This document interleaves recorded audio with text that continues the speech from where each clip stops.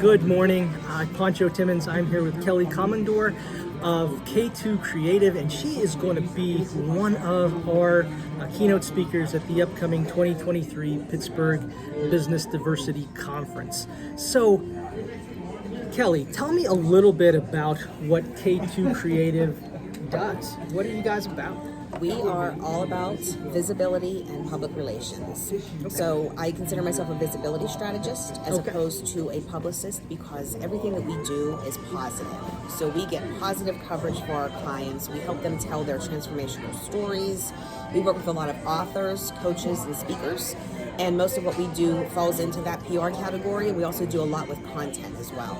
Okay, good stuff, and much needed for a lot of us out there. In the world of creatives and writing and authors and everybody else who's out there doing all the creative good work. So at the conference, I roped you into this thing to talk about imposter syndrome. Yeah. And that's the best way I can put it. I roped you into this. And so tell me about your connection to imposter syndrome and why this is important.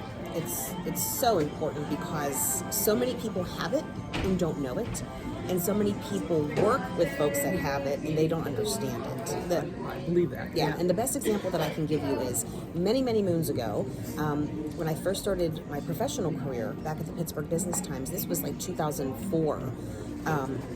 I had such crushing fear of being questioned or of giving a suggestion or raising my hand in a meeting and trying to participate. And my biggest fear was that somebody would look at me and say, "What do you know? You don't have a college degree." Because I don't. And I've been successful without that. And one of my dear mentors told me, "You have imposter syndrome." And she said, "I have it too." So between her and my manager there at the Business Times, I was always encouraged to do better. To not focus on my education as far as college went, but to focus on what I knew, what skill set I brought to the table, how I can help people. And then that ended up turning into the chapter in my book, 21. My chapter was called From Imposter to Inspiration. And I wrote about having imposter syndrome and about, being the gifted, popular girl who should have went to a four-year college and just took a very diverse route to a professional career. That's an awesome story, and that is really interesting. And I wonder, a lot of people as business owners, regardless of what size, we get wrapped up in the why. Okay, why should I care about this? How does this really affect my business? How does this affect my bottom line? So how as a business owner, how does this matter? Why would this matter to a business owner? It does, because the business owners need to recognize, is somebody on your team suffering from imposter syndrome? Are they maybe not participating as much as they should? Are they being like I was? I was fearful of being questioned or, having somebody, question my abilities or question my knowledge. So I think it has to be an open conversation. And while it mostly affects women, imposter syndrome affects men as well.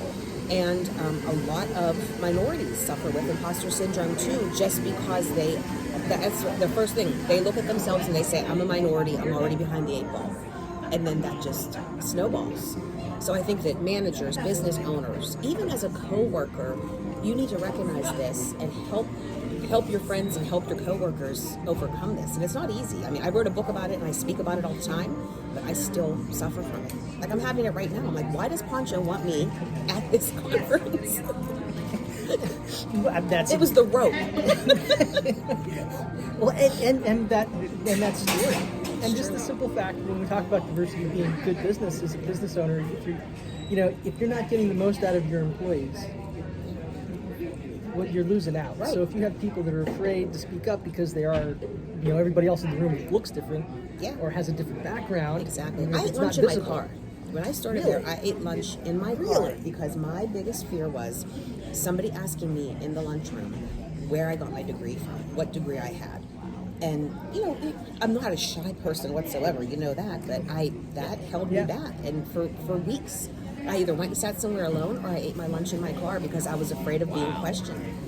So how did you and I guess your supervisors get you over that?